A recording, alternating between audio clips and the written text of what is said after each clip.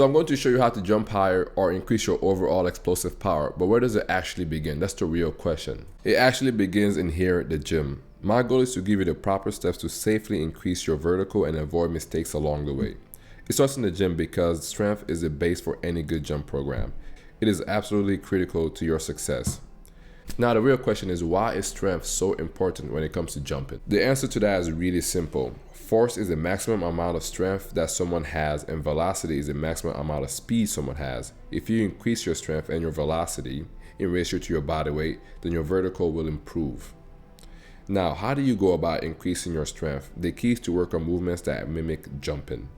Now, let's take squatting as an example. When you squat, you lower the weight and rise up. When you go for a double leg jump, you do the exact same movement. Because I don't want to leave my single leg jumpers out, let's also take step-ups or lunges as an example. Those exercises do a great job of mimicking the movements of single leg takeoff.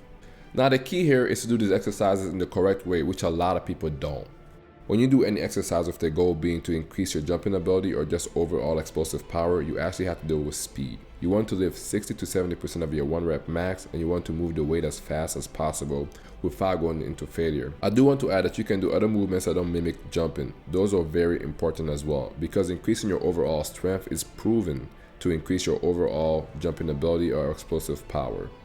But what I'm saying is, movements that mimic jumping should be the central focus of your jump program. And we have plyometrics, my favorite. Now, this is where people make a lot of mistakes. They tend to start with plyometrics first because they think that's what's going to help them increase their vertical, and it does. However, you have to start with the strength base. That's why the gym is important. Starting in the gym is not only about getting stronger, it's also about preparing your body for plyometrics, which can be dangerous if you aren't strong enough.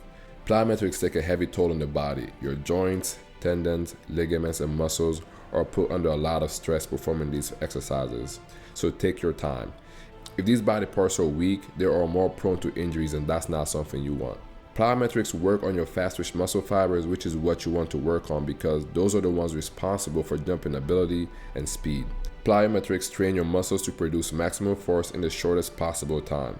Doing plyometrics training regularly enables your muscle fibers to store more elastic energy that can be transferred more rapidly and more powerfully, allowing you to jump higher and run faster. Here's my biggest advice to you when it comes to doing plyometrics. Take your time. Like I said earlier, they're very stressful on the body, so they're a quick way to getting injured, and that's not something you want.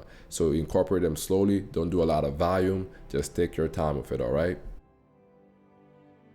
And now we have flexibility, the most underrated and overlooked aspect when it comes to increasing your vertical jump.